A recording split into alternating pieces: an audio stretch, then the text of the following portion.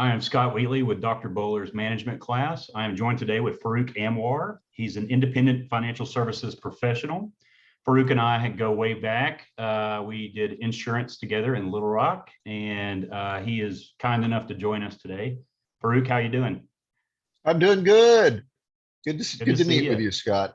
Good to see you, brother. Absolutely. Likewise. So I have a few questions for you today.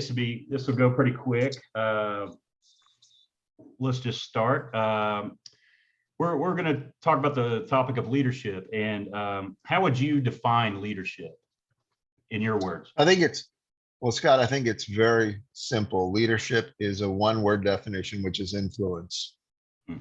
And obviously that lends itself to many different paths of leadership. Either you're a good leader or not. That could be either in the capacity of what your intentions are ethically. You know, you've got bad leaders historically, you got good leaders.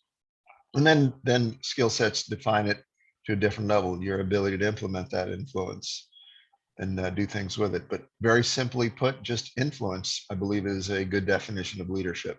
That's a great answer. That's actually a very, very good answer. I didn't know I was being graded. You ask people that and you get all kinds of answers, but that's actually, I agree with that 100%. And what leadership skills do you find to be the most useful for you in your everyday life and in your professional life?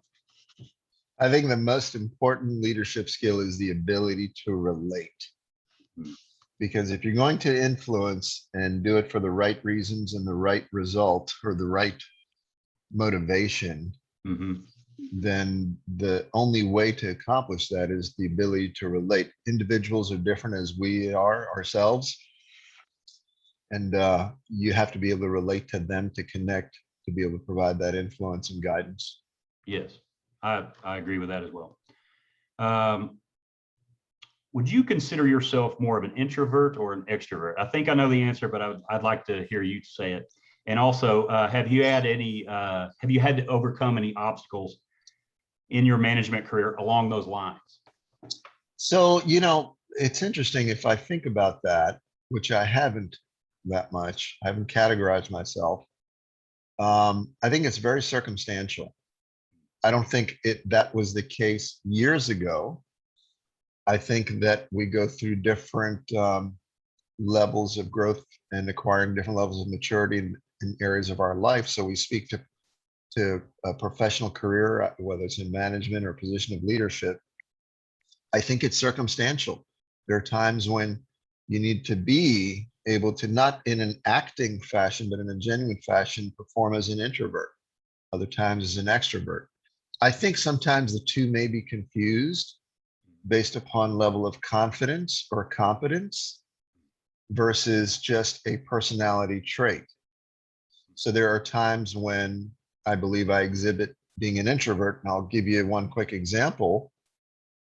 I've got a board of directors meeting coming up Tuesday night for a local radio station. And I'm going to be an introvert at that meeting. I'm going to sit quietly. I've got a lot to absorb. I've been out of the mix for a while because of my schedule. I've got a lot of catching up to do, but irrespective of that, I'm more reflective in that operation, in that kind of an environment, because I want to be fully versed. I want to be fully educated, and I want to thoughtfully then be the extrovert and be confident and be able to speak to that, with certainty.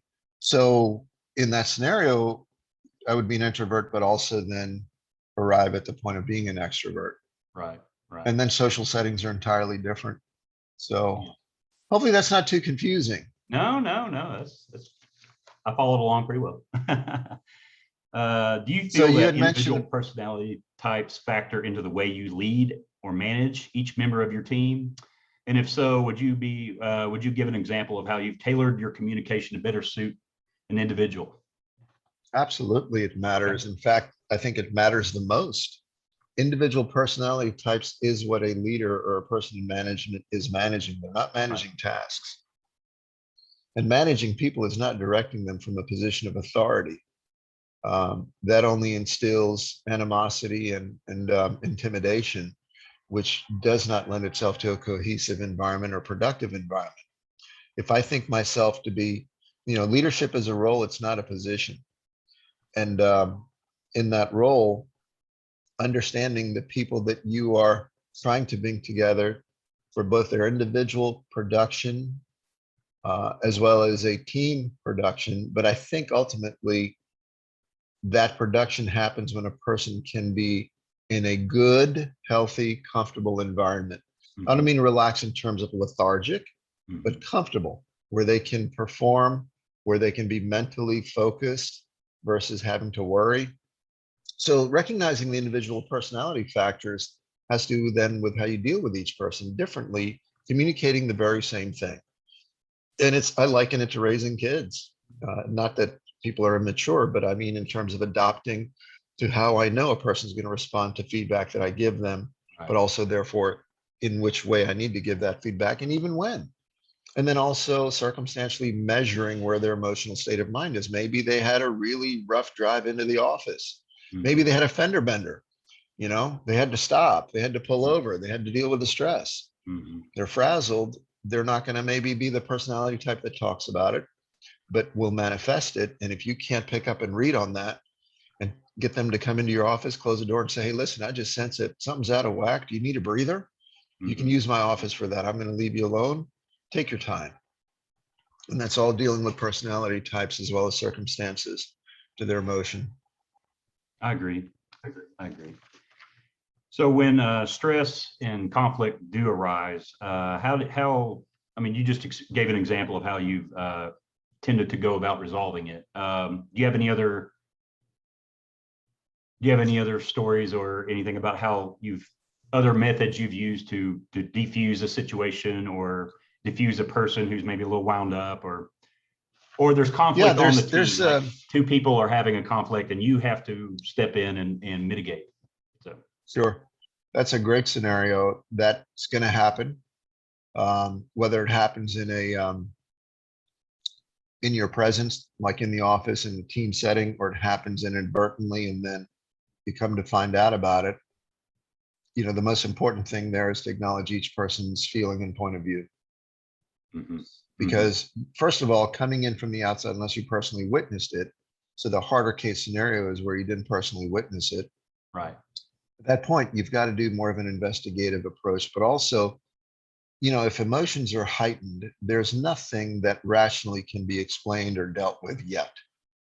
Things just have to calm down. And so recognizing first the level of height that a person's emotions are at and allowing for a calming effect first, whether it's just, hey, let's take a breather, and talking to them either individually and then together. So, resolving issues that deal with stress and conflict is a very complex scenario. Right. I don't know that there's a cookie cutter deal to There's it. not. It is very much a relationship that you are managing now amongst three different dynamics, three different people, right? The two in conflict, as well as your relationship individually with each one of them, as well as a team. So I think it's a case by case scenario, recognizing both what the circumstance was, the individuals involved, their state of mind, and then how to go best about to rectify it and set it right. I will say one thing, it has to be resolved. It has to be resolved. There's no such thing as a situation becoming unresolved. You can't direct that to where you simply say, hey, deal with it and move on. Right. That's not resolving it. And if it's not, then it creates a broken team. That's very spot on as well. So as far as strategic vision goes, what's the best way you believe to get your employees or your teammates to buy into what your strategic vision is, and we can all work toward the same goal? What do you find is the best way to do that? So strategic vision, first of all, has to be a common vision. And the common vision is only one when each individual understands the value of it to themselves. So we are motivated both by what we personally stand to gain, whether it's material or otherwise, qualitative, but we also have a sense of ourselves where we understand we're a part of a community and the community stands to gain, whether it's a work community, whether it's a residential community or our church or whatever other social community. Right. then we know that we get kudos from also being able to contribute to that. So strategic vision has to first and foremost relate to the individual on an individual level. If it doesn't, maybe it needs to be reshaped or better communicated, or it's the wrong vision. Hmm. So most of the time, good strategic visions are going to be coherent with a person's individual value system too, but then it needs to be related that way. And that's what the clear communication needs to be, whether it's an education, whether it's an inspiration, whatever that communication is. Each individual person on that team needs to know how it benefits them, why it's good for a community, and then lastly, for any material gain. But sometimes it's all a tie, the material gain, because we're in a work environment, is going to be tied with the motivation of knowing that it's the right thing to do. I think that all So circles that back, like what you said earlier about just knowing who you're talking to. And, if you know this person, their personality type, if they've bought into the team, they're gung ho about the team, you don't have to preach the financial gain perhaps, but if it just depends on who you're dealing with, I suppose. Yeah. Yeah. What would you say was your biggest leadership challenge to date? How did you resolve it? And what lessons did you learn? That's a hard one, bro. I'm sorry to do that to you. No, I think it's a really good question, because I think if I really dig deep and I'm honest with myself, my biggest leadership challenge was and still remains myself. Mm. What I learned about myself over the years in whatever management positions I was in is that I needed to rely on the people on my team rather than be applauded for the position that I was in to serve them. And that's a delicate kind of a mindset. There's a difference between, and I think I'm maybe talking about ego. I think that it's easy as you manifest a leadership position to allow ego to take place. And you have kudos for yourself. You're patting yourself on the back and you're feeling a sense of accomplishment because of not only your position, but what you've done production wise in that position as a manager. But I think the real gauge has to be really about the team. It has to be about them. And the biggest challenge for me has been making sure I have a good focus and constant engage. In other words, the motivation begins to change.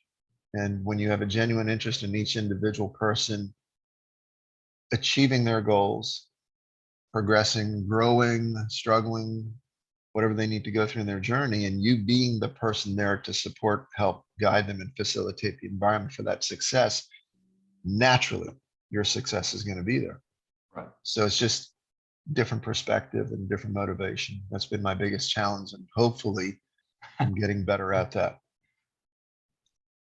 Thank you. And I'll get you out of here on this. Do you have any words of wisdom or advice for someone who is seeking to be a leader or a manager? What would you say to somebody like that?